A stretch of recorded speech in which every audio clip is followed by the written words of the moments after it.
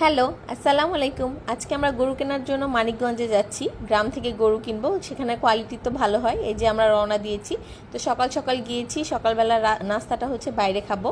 তো এখানে চলে আসছি আমরা অবাক চা অ্যান্ড রেস্টুরেন্টে। এখানে আমরা হচ্ছে সকালে নাস্তার জন্য অর্ডার করেছি ক্রিসপি পরোটা, সাথে হচ্ছে গিয়ে ডাল ভুনা, আবার মিক্স সবজি, আর হচ্ছে গিয়ে সাথে ডিম ভাজি, আর সাথে ছিল হচ্ছে গরম গরম দুধ চা।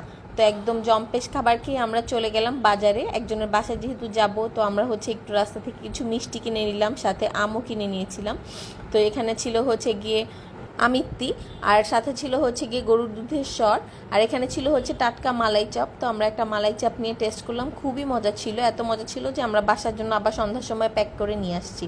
তো ফার্স্টে গিয়ে আমরা গরু দেখতে চলে গেলাম। এটা ছিল প্রথম গরু। এই গরুটার দাম, আস্কিং প্রাইসগুলো আমি জাস্ট বলে দিচ্ছি। এটার দাম ছিল 1,60,000 টাকা আস্কিং প্রাইস। তারপর হচ্ছে আমরা আরও গরু দেখতে যাচ্ছি। তো পাশে একটা স্কুল ছিল, তো স্কুলের একটু ভিডিও নিলাম। তারপর এই গরুটা দেখতে আসলাম। এই গরুটা হচ্ছে গিয়ে এইদের জন্য রেডি করে নেয় ওরা, তাই এটা বেচবে না। আর এটা ছিল ওনাদের আরেকটা গরু। এই গরুটার আস্কিং প্রাইস ছিল হচ্ছে 2 লক্ষ টাকা।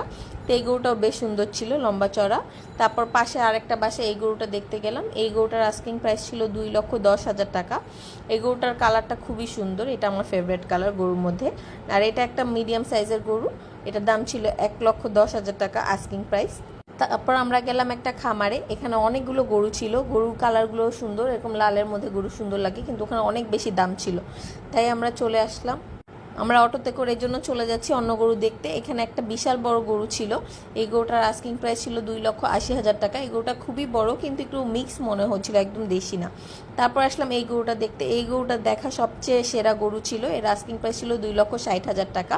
খুবই খুবই সুন্দর ছিল গরুটা।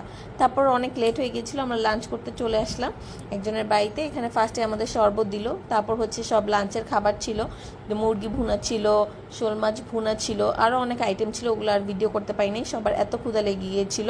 বাটা মাছ ছিল, তারপর হচ্ছে গরুর মাংস ছিল, হাঁসের মাংস ছিল, তারপর হচ্ছে গিয়ে সালাদ ছিল, আর লাস্টে হচ্ছে গিয়ে যে পায়েস ছিল একদম খাঁটি গরুর দুধ দিয়ে, আর গুড় দিয়ে, আর সাথে মিষ্টি ছিল, আর দই ছিল।